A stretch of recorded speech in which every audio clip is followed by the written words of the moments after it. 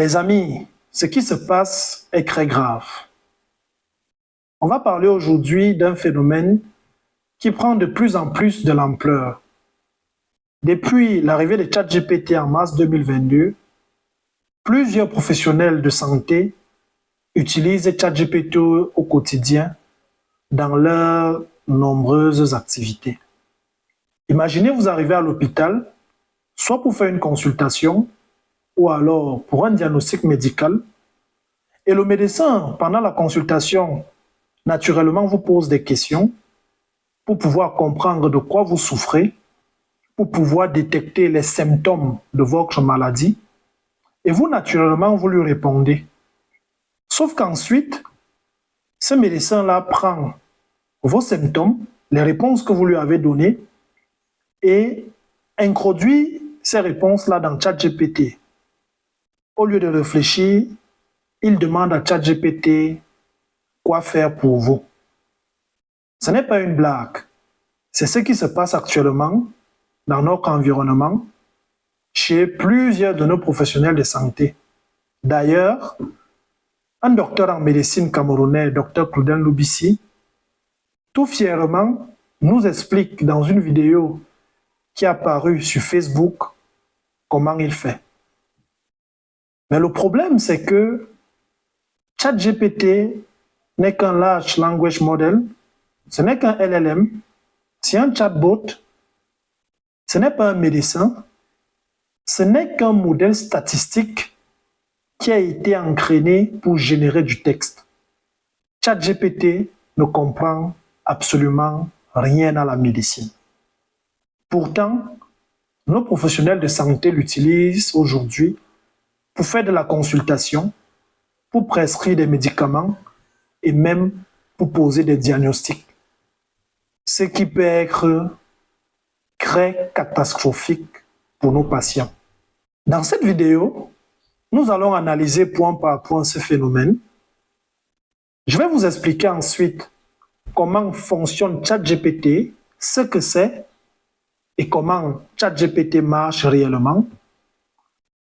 Aussi, quelles sont les limites de ChatGPT et surtout, pourquoi est-ce qu'il est dangereux d'utiliser ChatGPT dans le domaine de la santé. Nous allons voir ensemble que utiliser ChatGPT, soit pour faire de la consultation, soit pour poser un diagnostic, ou alors pour la prescription d'un traitement, est une action dangereuse et mortelle pour les patients. Accrochez-vous, restez jusqu'à la fin de cette vidéo parce que ce que vous allez entendre est non seulement très inquiétant, mais surtout choquant. À tout de suite.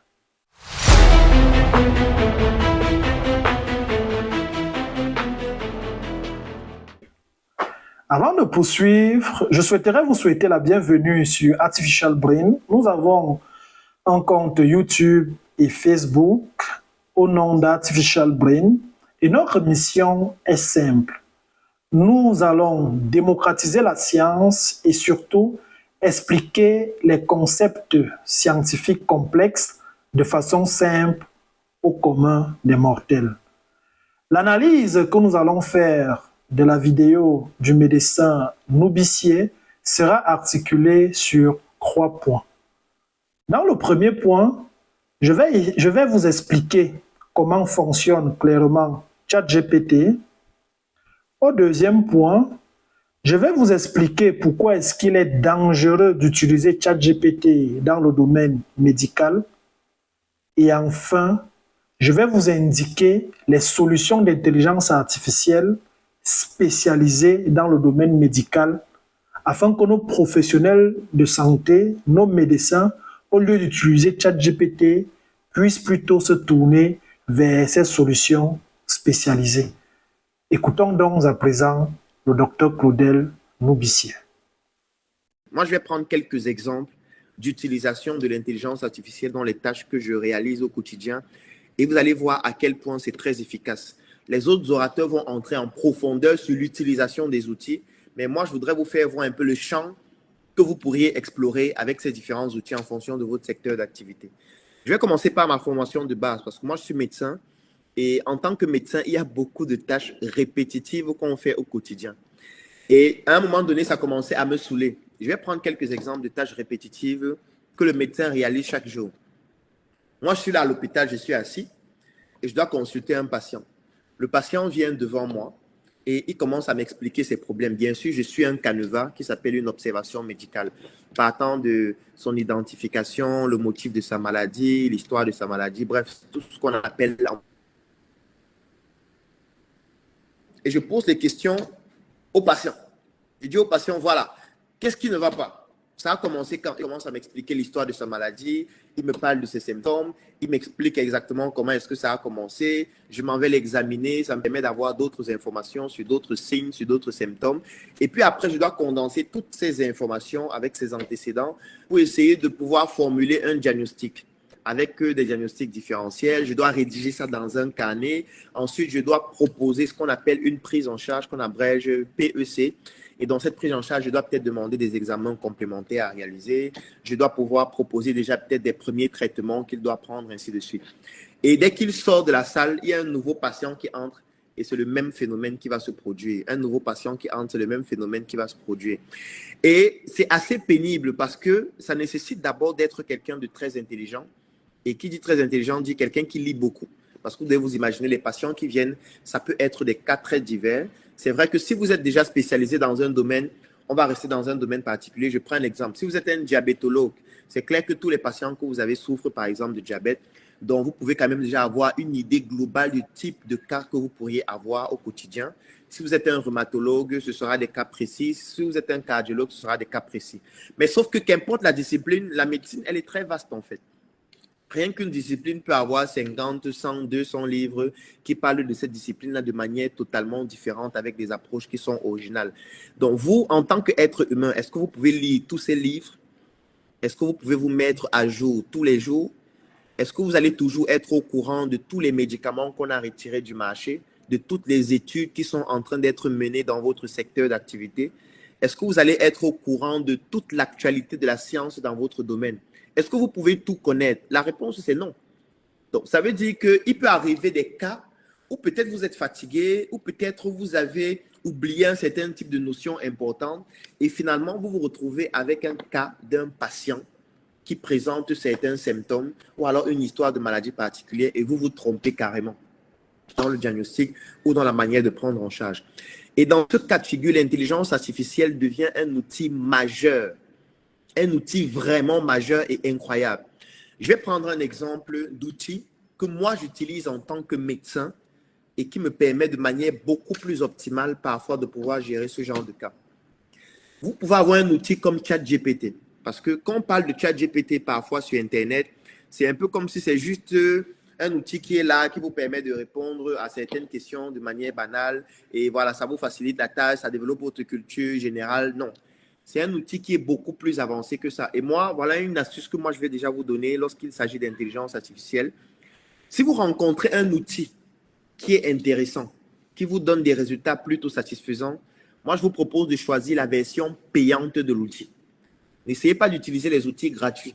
Ça veut dire que dès que vous avez déjà trouvé un outil qui est intéressant, vous avez fait quelques tests sur cet outil et vous vous rendez compte que les résultats sont intéressants, essayez de vous renseigner s'il existe une version payante de l'outil et payée. Donc, n'essayez pas de jongler, n'essayez pas de vous dire que je n'ai pas l'argent, je veux jongler avec la version gratuite. Parce que la version payante, en général, a des fonctionnalités qui sont parfois incroyables. Je vais prendre l'exemple avec ChatGPT. La plupart des personnes l'utilisent de manière gratuite. Moi, je l'utilise avec la version payante. Et il y a de cela très peu de temps, ça fait quelques semaines déjà, où ils ont eu à effectuer une mise à jour qui est vraiment pour moi majeure. Parce que cette mise à jour permet de pouvoir créer votre propre ChatGPT. Ça veut dire que vous pouvez utiliser leur outil et à partir de leur outil, vous créez un outil qui est propre à vous avec des données qui sont propres à vous. Et moi, je pense que ça, c'est une différence qui est majeure. Et je vais prendre un exemple dans le domaine de la médecine pour vous montrer comment moi, est-ce que ça peut m'aider et ça m'aide au quotidien. Déjà, nous allons nous arrêter là. Mais avant de résumer cette première partie de l'intervention du docteur Noubissier, je vais revenir sur sa dernière phrase. Le docteur Claudien Noubissier pense que la dernière version de ChatGPT permet de créer son propre ChatGPT. Ce n'est pas tout à fait juste parce que pour entraîner son propre ChatGPT, il faut avoir une base de données personnalisée, premièrement. Et ensuite, pouvoir donc faire ce qu'on appelle le fine-tuning, c'est-à-dire que l'on affine un modèle d'intelligence artificielle sur des données spécifiques. Et donc, lors du fine-tuning, les poids au niveau du modèle, de l'architecture du modèle d'intelligence artificielle sont modifiés. Vous comprenez donc que rien qu'en ayant juste l'application ChatGPT, vous ne pouvez pas entraîner votre modèle d'intelligence artificielle. Je comprends que le docteur Noubissier veut dire qu'il souhaite avoir un ChatGPT plus personnalisé, mais le vocabulaire qu'il utilise n'est pas adéquat. Juste avec l'application, vous ne pouvez pas avoir un ChatGPT, vous ne pouvez pas entraîner votre propre ChatGPT. Pour entraîner votre propre ChatGPT, il faut prendre, comme je l'ai dit, le modèle GPT, d'accord? Et puis vous construisez ce qu'on appelle un dataset de vos données personnelles et vous allez donc l'entraîner de façon technique. Ça nécessite d'avoir des connaissances techniques en machine learning pour pouvoir le faire. On appelle ça le fine-tuning. Le fait de prendre vos données et de mettre dans un prompt de ChatGPT ne signifie pas que vous êtes en train d'entraîner un modèle d'intelligence artificielle. Je voulais souligner, je voulais revenir, je voulais vraiment faire cette observation et vous allez comprendre pourquoi je fais cette observation dans la suite.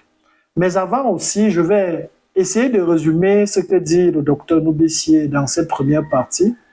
En fait, le docteur Noubissier pose d'abord le problème de tâches répétitives, après avoir, n'est-ce pas, élucidé le protocole médical qu'il exécute lorsqu'un patient entre dans son bureau. Il relève là qu'il y a un ensemble de tâches répétitives, surtout par le fait qu'il peut recevoir plusieurs patients par jour. Ensuite, donc, le docteur Noubissier pense que l'intelligence artificielle est donc une solution. Déjà, pour résoudre ce problème de tâches répétitives, mais aussi parce que le domaine scientifique change chaque jour, évolue chaque jour. Il y a des nouveautés chaque jour. Donc, la problématique d'être toujours dans l'actualité, d'être toujours à jour dans le monde médical est une problématique difficile. Et effectivement, il a raison. Et effectivement, l'intelligence artificielle peut être un problème pour ces deux problématiques. Je vais donc, en un premier temps, vous expliquer comment fonctionne clairement ChatGPT. Déjà, lorsqu'on dit ChatGPT, étymologiquement, il est divisé en deux, ou il est formé de deux mots. Chat, qui signifie en fait faire de la conversation. Exemple d'application de chat que vous utilisez sûrement Telegram, vous utilisez sûrement WhatsApp. Eh bien, ce sont des applications de chat qui permettent en fait de faire ce qu'on appelle de la conversation. Ensuite, il y a GPT qui signifie Generative Pre-trained Transformer. Générative, pourquoi? Parce qu'en fait, ChatGPT est basé sur un algorithme qu'on appelle GPT, qui est en fait un LLM. LLM signifie Large Language Model. En fait, GPT, c'est un modèle de langage. Et c'est quoi un modèle de langage? Un modèle de langage, en fait, est un modèle d'intelligence artificielle qui permet, n'est-ce pas, de prédire un mot sachant une séquence de mots. Ça veut dire quoi? Imaginez un peu lorsque vous êtes, par exemple, en train d'envoyer des messages dans votre téléphone. Sur les téléphones, ça s'appelle faire de la complétion. C'est-à-dire, par exemple, vous dites, vous êtes en train d'écrire « je vais au ». Après, le téléphone vous propose au marché. Après, le téléphone vous propose au football. Donc, vous voyez, c'est-à-dire que le téléphone vous propose un mot, sachant un ensemble, sachant une séquence de mots que vous avez déjà écrits. Et donc, les modèles qui sont basés sur l'algorithme GPT ou alors les modèles de langage, en fait, prédisent un mot ou une suite de mots étant donné déjà une séquence de mots. C'est pour cela que G signifie générative, parce que les modèles de langage génèrent du texte, génèrent des séquences de mots. Dans GPT, on a le G qui signifie générative que j'ai expliqué. Ensuite, on a le pre-train. Pre-train pourquoi? Parce que les modèles GPT ont été pré-entraînés sur une grande quantité de données, dont notamment les données du web. Et ensuite, dans GPT, on a le T qui signifie transformer. En fait, les transformers sont un type de réseau de neurones.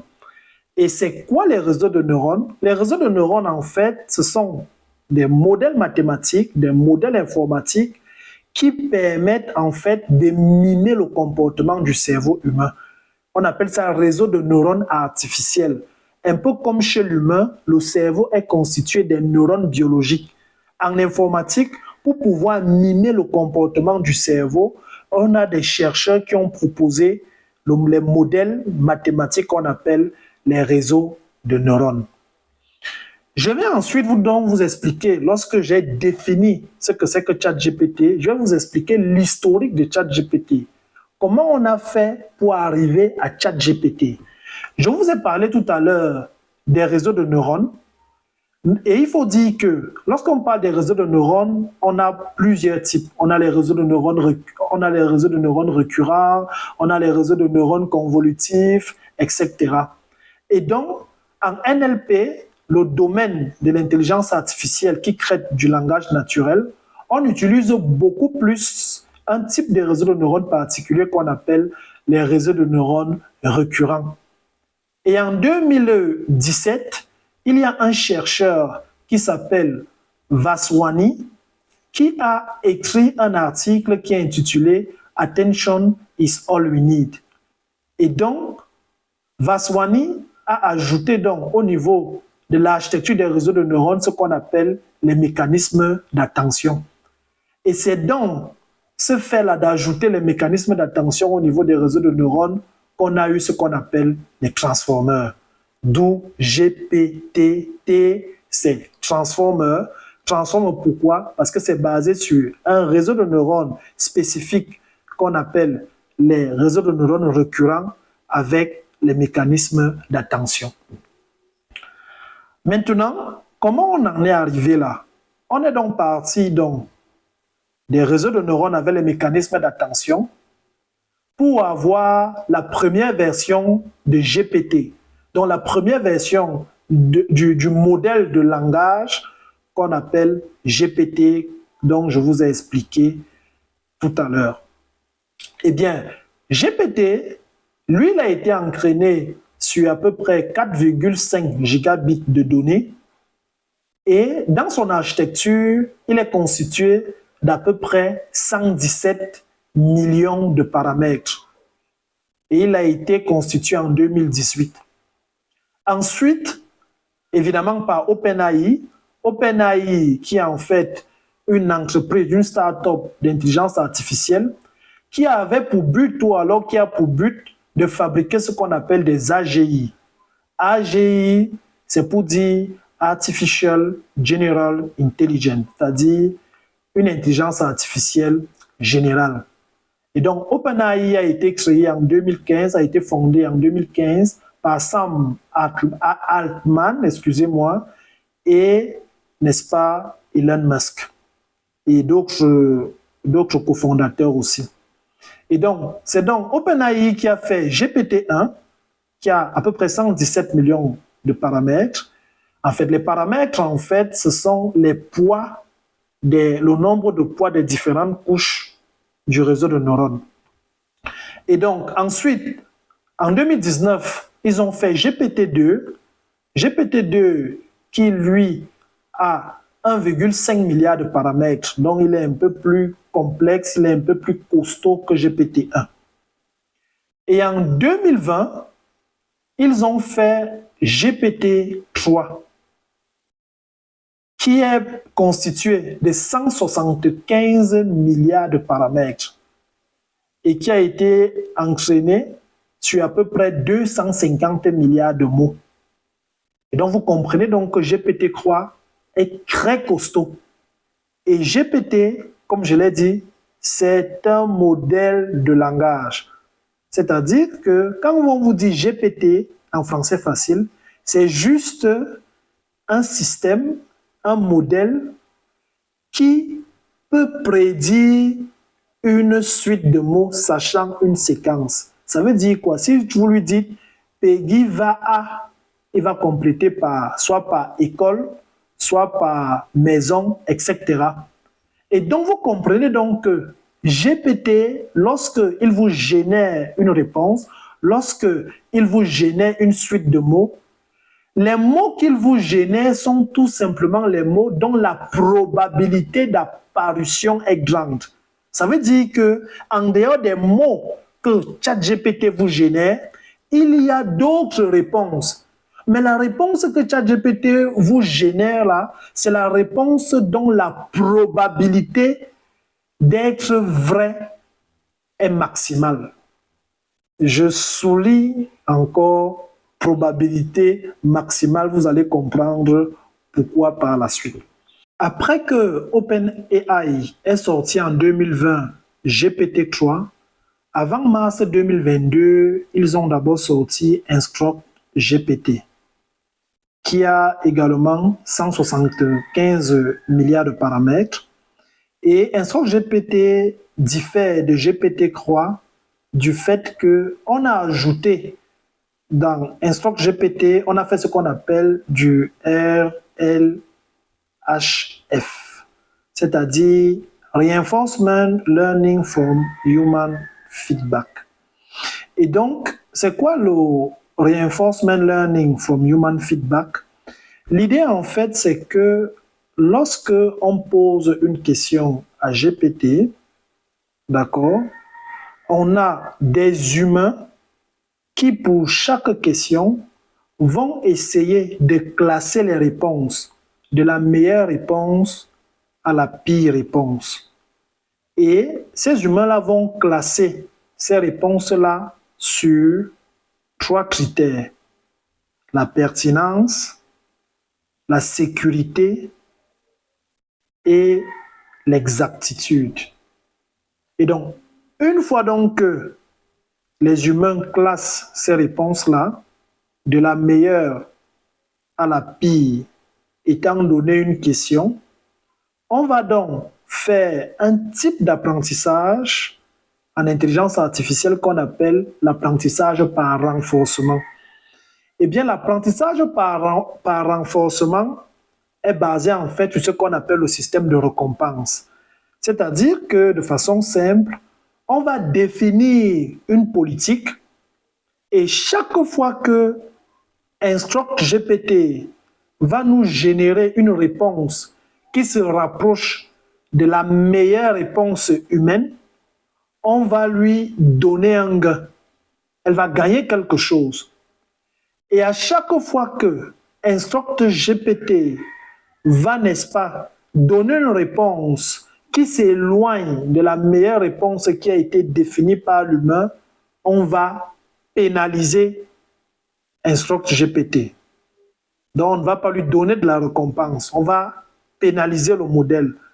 Et donc, vous comprenez donc que, en le faisant, le modèle on apprend au modèle à générer des réponses qui se rapprochent du jugement humain.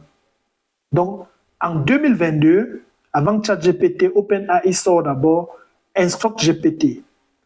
Et donc, en mars 2022, donc justement, OpenAI sort ChatGPT.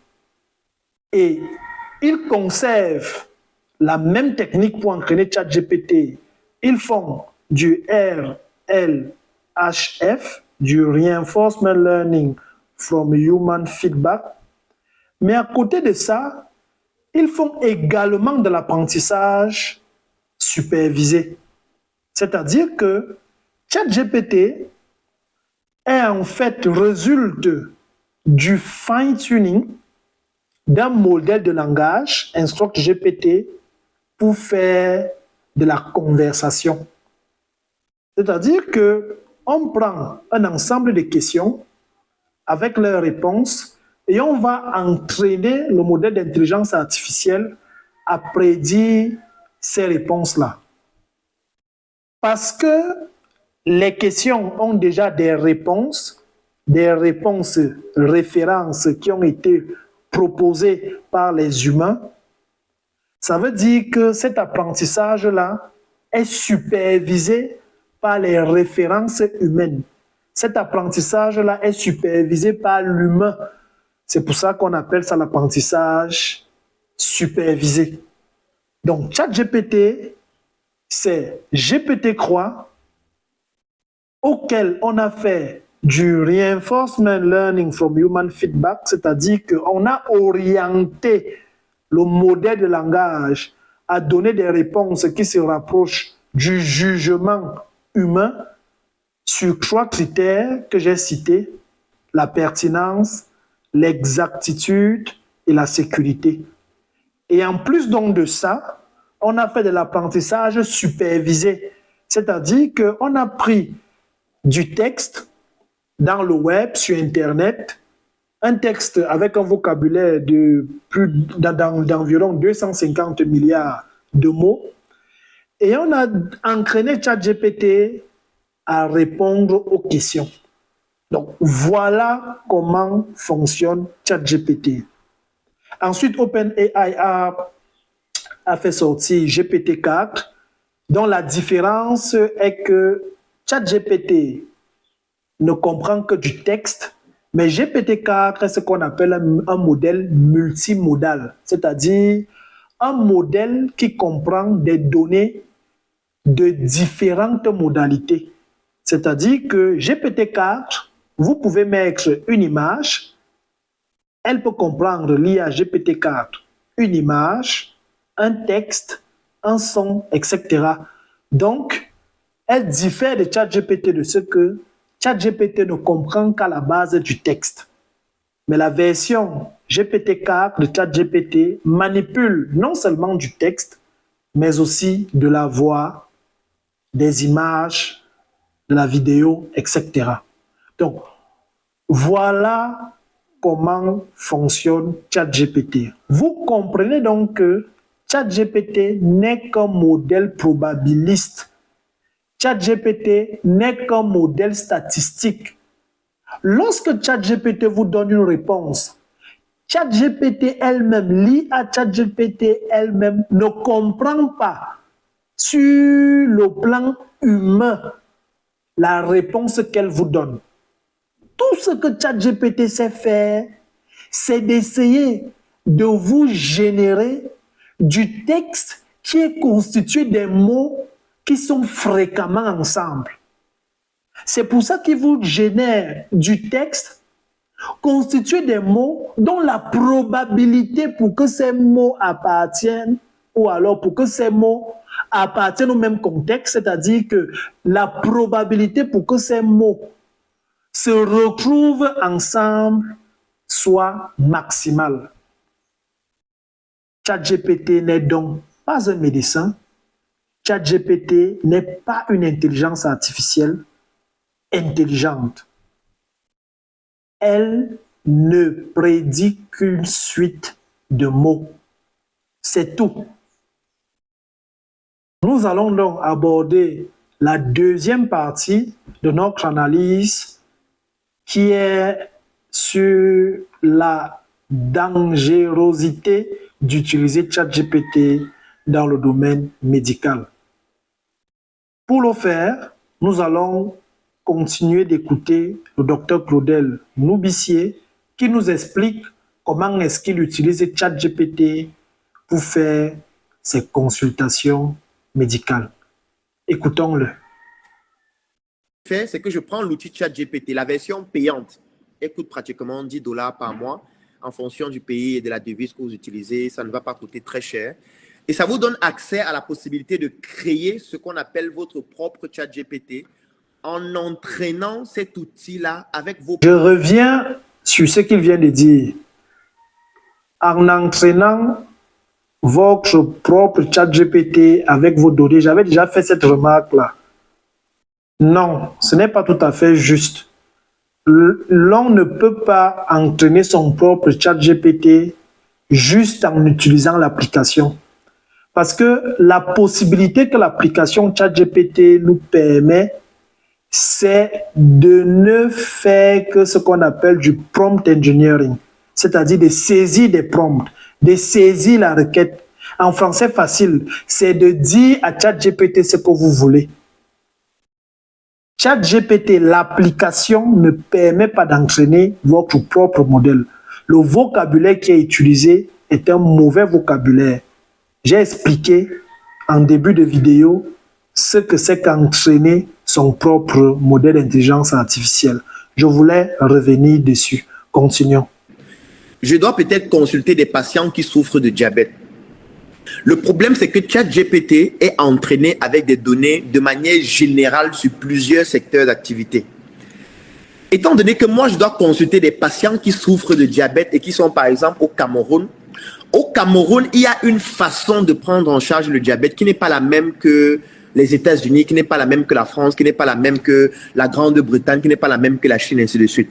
Alors qu'en général, ChatGPT est entraîné avec des données, avec des publications scientifiques des États-Unis, de la France, de l'Allemagne et de tout le reste.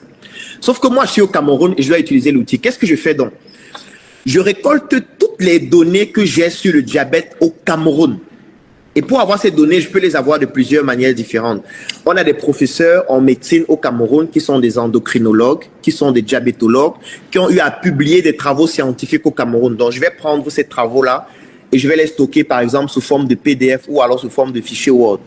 Il y a des étudiants en médecine qui ont eu à faire des thèses de médecine sur le diabète. Je vais récupérer ces données-là sous forme de PDF, sous forme de fichier Word, sous forme même d'images ou de tout autre type de document que je vais stocker dans un dossier. Je vais récupérer par exemple des livres qui parlent du diabète qui ont été rédigés dans l'environnement dans lequel je suis. Ça peut être des livres qui sont rédigés par des Occidentaux en Afrique ou au Cameroun. Ça peut être des livres qui sont rédigés par nos professeurs en médecine en Afrique ou au Cameroun. Je vais prendre ces informations-là, je vais les stocker sous forme de documents. Ça peut être des PDF, ça peut être des Word, ça peut être tout. Donc, je vais réunir toutes les informations que je peux avoir qui tournent autour du diabète dans notre environnement. Il peut s'agir de publications scientifiques, il peut s'agir de livres, il peut s'agir d'articles, il peut s'agir de n'importe quel autre type de document. Et dans cette nouvelle outil ChatGPT, je tiens à préciser que c'est la version payante qui a cette fonctionnalité. Je vais donc entraîner cet outil-là avec tous ces documents. Ça veut dire que je vais prendre ces documents, je vais les uploader dans la version de ce ChatGPT que je suis en train de créer. Et ce ChatGPT va donc être entraîné avec ces nouveaux documents que je viens d'y installer, qui ne sont pas dans la version standard de ChatGPT. Parce que vous devez bien vous imaginer que ChatGPT qui est développé aux États-Unis, eux, ils n'ont pas les documents que moi j'ai en ma possession concernant les travaux scientifiques menés sur le diabète, par exemple au Cameroun. Donc ça, ce n'est pas un document qui est dans leur base de données. Donc, si vous posez une question à ChatGPT concernant le diabète, il va vous donner des réponses qui correspondent aux documents qui ont été utilisés pour entraîner cet algorithme d'intelligence artificielle. Et ces documents ne sont pas les documents camerounais, ne sont pas les documents burkinabés, ne sont pas les documents ivoiriens, ne sont pas les documents tchadiens. Ce sont des documents qui sont publiés par des revues la plupart des fois et des livres qui sont en Occident. Alors que moi, mon patient, lui, il est camerounais. Et je dois pouvoir le prendre en charge en fonction de sa réalité, de l'environnement dans lequel il vit, dont je dois prendre en considération les études qui ont été menées dans notre environnement avec les patients camerounais pour le faire. Donc, je vais donc entraîner l'algorithme avec tous ces documents. Et quand je vais entraîner l'algorithme avec tous ces documents, ce qui prend quelques minutes, ça ne prend pas du temps parce que le temps, c'est... Alors, j'ai fait une pause parce que Dr Claudel Noubissier, tout au long de sa vidéo, parle d'entraîner l'algorithme.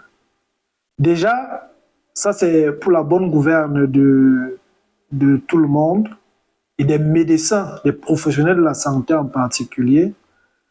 Le fait pour Dr Claudel de prendre des articles spécifiques, je comprends que dans l'esprit qu'il veut personnaliser ChatGPT. Mais ce n'est pas comme ça qu'on s'y prend. Ce n'est pas comme ça que ces choses-là marchent.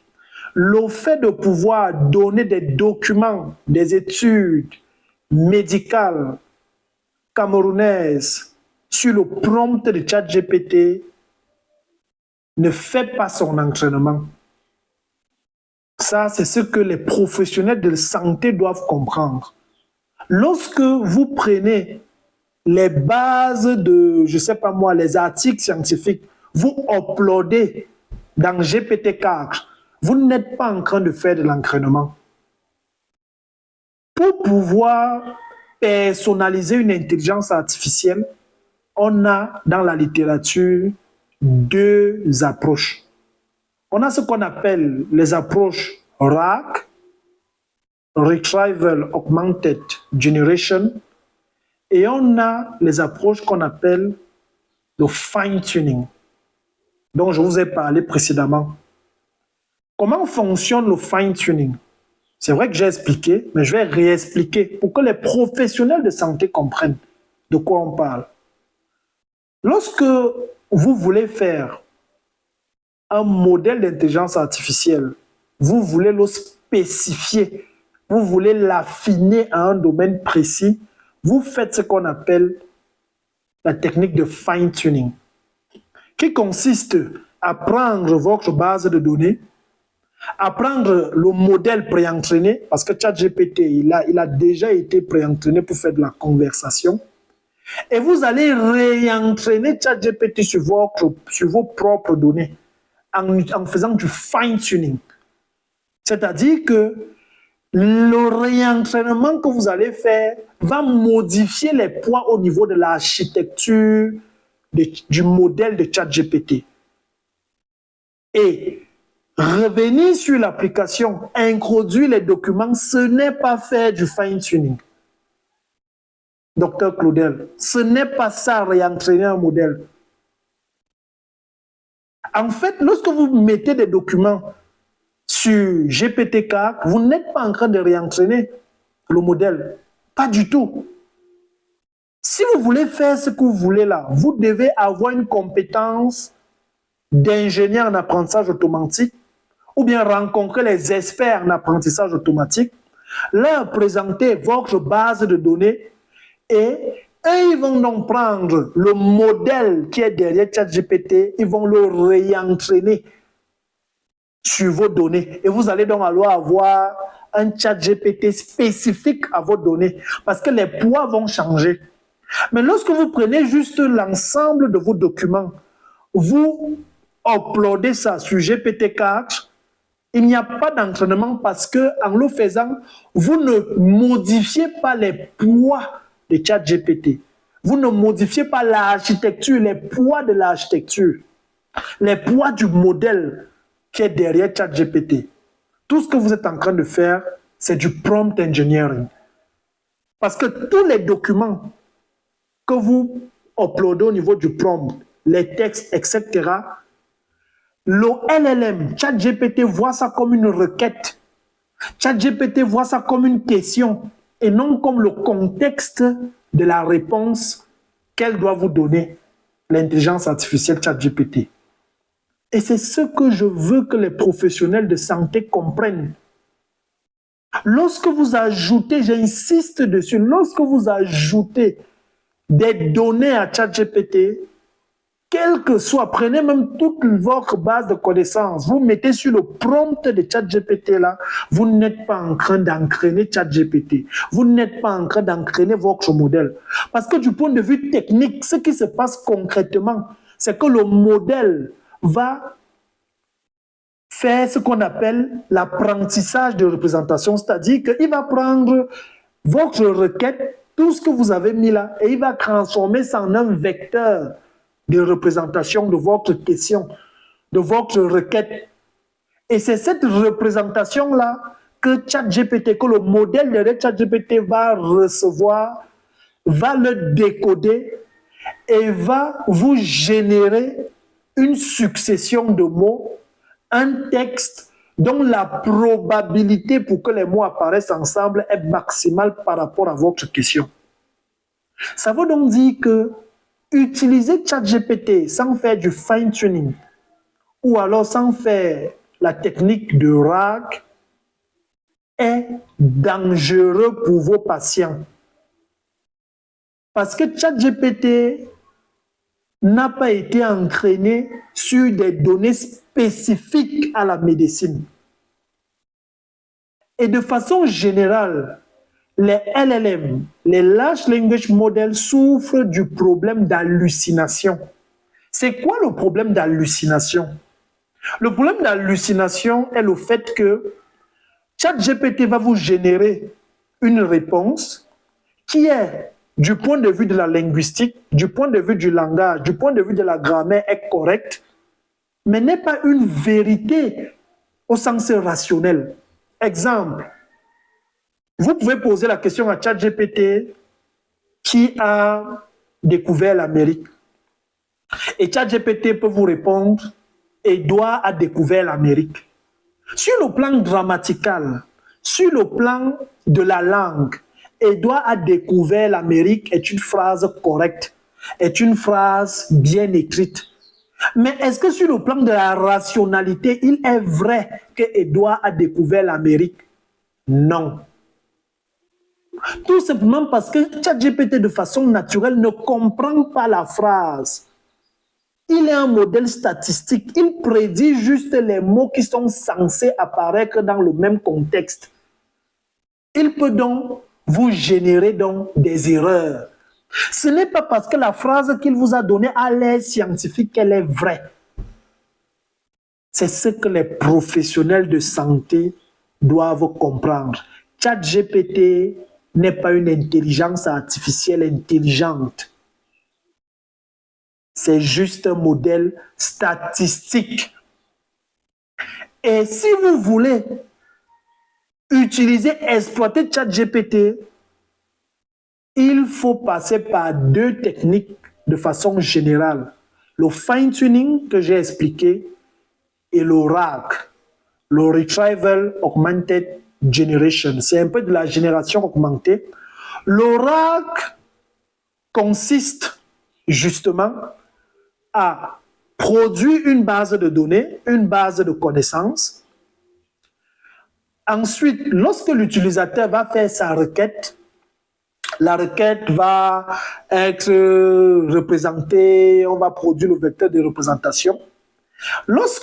Et on va donc utiliser ce vecteur de représentation-là pour faire ce qu'on appelle de la recherche sémantique.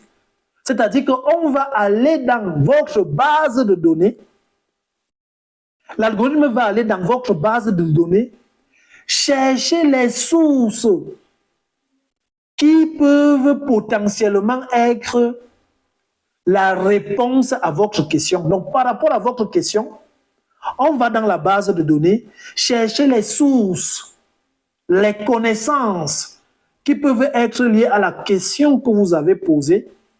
Et une fois donc qu'on a fait de la recherche sémantique pour pouvoir extraire ces sources de connaissances qui peuvent potentiellement être liées à votre question, on va donc alors envoyer au LLM votre question et les sources de connaissances là qu'on appelle le contexte. Donc quand on fait du RAG, au lieu juste d'envoyer la requête, on envoie en plus de la requête le contexte de votre réponse. qui est constitué des documents indexés dans votre base de connaissances. Et donc, on donne donc au modèle de ChatGPT votre question et un contexte de réponse. Ça va faire en sorte que ChatGPT parte chercher la réponse dans votre base de données et non dans sa base de données dans laquelle elle a été entraînée. Donc, c'est un peu ce que le Dr. Claude Lubissi veut faire. Mais ce n'est pas comme ça qu'on le fait. Ce n'est pas comme ça que ça marche. Ce n'est pas vous, lorsque vous donnez votre base de données au niveau du prompt là, au niveau de l'application là, vous n'êtes pas en train de le réentraîner. Vous n'êtes même pas en train de faire du RAG. Parce que du point de vue du LLM, il voit tout ça comme une requête. Donc votre base de données là est vue du point de vue du LLM comme une question, comme une requête, et non comme le contexte de votre réponse. Pour pouvoir donner à ChatGPT le contexte de votre réponse, il faut faire ce qu'on appelle du RAG. Et le RAG, justement, permet donc d'orienter ChatGPT vers une base de données de connaissances pour que les réponses que ChatGPT va générer soient les réponses de cette base de données de connaissances-là et non de sa propre base de données qui est plus généraliste et qui peut être sujet à beaucoup de biais. Donc, en somme, chers professionnels de la santé, utilisez ChatGPT sans faire du RAG ou alors du fine-tuning est dangereux pour vos patients. Parce que ChatGPT n'est pas un médecin. ChatGPT n'a pas été entraîné dans le domaine spécifique à la médecine. ChatGPT est un Large Language Model, un LLM, et tous les LLM hallucinent. Tous les LLM souffrent du problème d'hallucination. Elles peuvent vous générer une phrase qui a l'air correcte, mais sur le plan rationnel, elle n'a pas de sens. Donc, les professionnels de la santé ne doivent donc pas utiliser totalement ChatGPT pour faire des consultations, pour poser des diagnostics ou alors pour pouvoir proposer des traitements. C'est dangereux. Claudel Loubissier, c'est dangereux. Et ne dites plus que vous entraînez les modèles lorsque vous mettez votre base de données sur le prompt. Encore que les LLM manipulent ce qu'on appelle des tokens.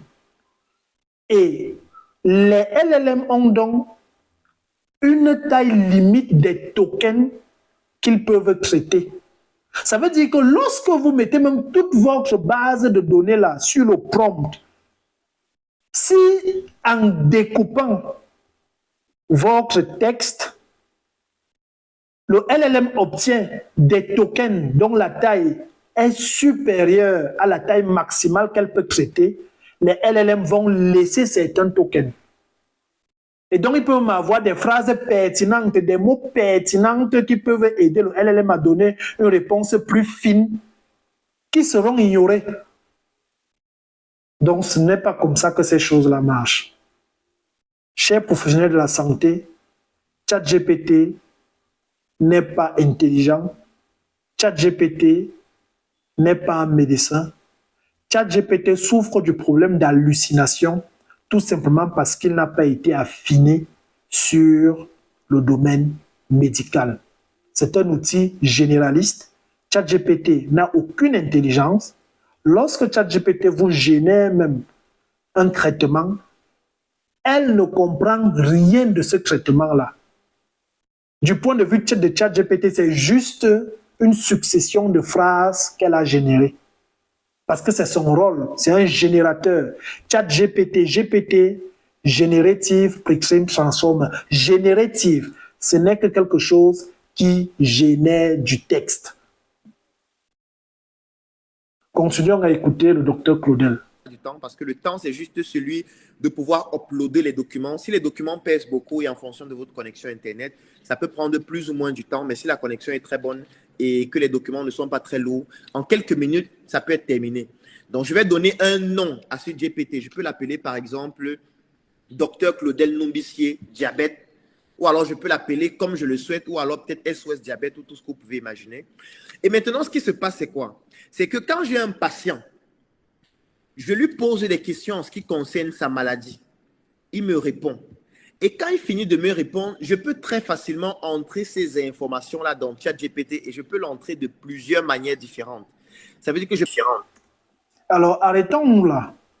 Le docteur Claudel Nombissier explique que il fait entrer dans ChatGPT les informations médicales de ses patients. C'est très dangereux sur le plan de l'éthique, sur le plan de la confidentialité des données.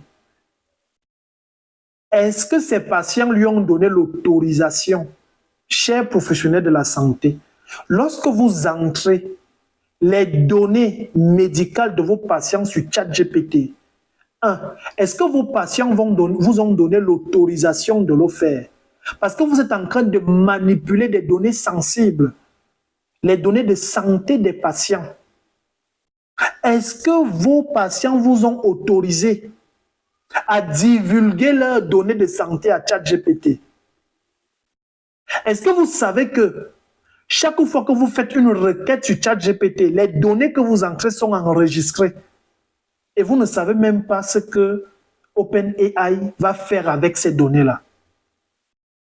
Donc, vous faites une faute éthique parce que vos patients ne vous autorisent pas à divulguer leurs informations personnelles, sensibles, comme les données de santé à ChatGPT. C'est très dangereux. Je peux décider d'enregistrer notre conversation ou alors je peux décider d'activer le micro de ChatGPT parce que la version payante a la possibilité d'enregistrer un message vocal. Donc, je peux décider d'enregistrer le message du patient. Donc, je peux dire au patient, parle-moi de ta maladie. Pendant qu'il parle, j'enregistre.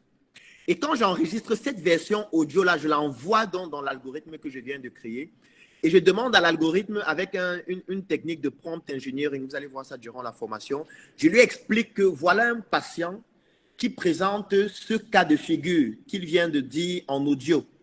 En fonction des informations que j'ai entrées dans les bases de données, avec les documents sur lesquels je t'ai permis de t'entraîner, qu'est-ce qu'il faudrait faire en termes de prise en charge par rapport à ce patient? Bien évidemment, je vais compléter ces informations-là avec les symptômes que j'ai eu à observer de manière physique, avec l'examen du patient que j'ai eu à faire pour pouvoir donner à l'algorithme toutes les informations que j'ai pu recueillir du patient. Et du coup, l'algorithme va faire quoi? L'algorithme va me proposer une prise en charge du patient adaptée à l'environnement dans lequel je suis parce que là, je l'ai entraîné avec des données qui correspondent à notre environnement. Et vraiment, pour moi, je ne sais pas si vous comprenez exactement ce que j'explique, mais c'est une révolution qui est exceptionnelle. Parce que qu'importe le secteur d'activité dans lequel vous êtes, cet outil peut révolutionner totalement votre manière de fonctionner. Je vais prendre un autre exemple dans un autre domaine. À l'heure où l'intelligence artificielle redéfinit les règles du jeu. Alors, nous avons terminé d'écouter la vidéo du docteur Claudel Nombissier. Et j'espère que tout au long de cette vidéo, ou en tout cas jusqu'ici, vous avez compris pourquoi il est dangereux d'utiliser ChatGPT dans le domaine médical. J'insiste dessus parce que les vies de vos patients sont en danger. Aujourd'hui, il y a des solutions d'intelligence artificielle qui ont été cliniquement validées par des professionnels que je vous conseille plutôt d'utiliser. On a par exemple l'outil Watson de IBM qui justement est une intelligence artificielle qui a été déjà validée cliniquement par des professionnels. Ça veut dire que le risque qu'ils vous donnent un protocole à exécuter, un traitement à proposer, un diagnostic à poser est faible. Le risque qu'il vous donne un tel protocole, un tel traitement qui soit faux est faible. Vous pouvez également utiliser l'outil MedPalm de Google, qui est aussi une intelligence artificielle spécialisée dans le domaine médical et qui a déjà été cliniquement validée. Comme autre solution, vous pouvez regrouper, construire vos bases de données médicales et aller auprès des praticiens de l'intelligence artificielle afin de vous produire un modèle d'intelligence artificielle personnalisé en passant soit par la technique du fine-tuning ou alors par la technique du RAG.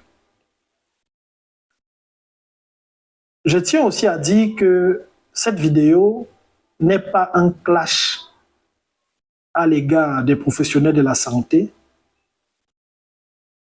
Je souhaite que les professionnels de la santé écoutent cette vidéo et en font bon usage. Beaucoup utilisent ChatGPT et ne comprennent pas comment ça marche. Ils peuvent donc faire des erreurs dans leur activité. Et je souhaiterais qu'avec cette vidéo, qu'ils puissent être désormais éclairés et de savoir désormais les dangers qu'ils courent, d'abord sur le plan du patient directement et surtout sur le plan éthique. Parce que divulguer les informations de santé d'une personne dans ChatGPT constitue une violation de la confidentialité de ces données. Je vais donc rappeler que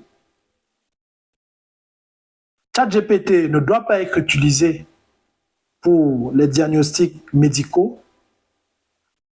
Entrez les informations de vos utilisateurs, les informations de santé de vos utilisateurs sur ChatGPT est une faute grave sur le plan éthique dans le cadre de la confidentialité des données personnelles de vos patients. Uploader des livres, des articles scientifiques sur ChatGPT. Lorsque vous le faites, vous n'êtes pas en train d'entraîner un modèle d'intelligence artificielle. Ça, il faut vraiment bien le comprendre. Si vous êtes donc un médecin, un professionnel de santé, partagez cette vidéo pour que les professionnels de santé comprennent mieux comment fonctionnent les intelligences artificielles et particulièrement comment fonctionne ChatGPT. Et toi qui m'as écouté, qu'est-ce que tu penses de ChatGPT dans le domaine médical? Dis-le moi en commentaire. Peace.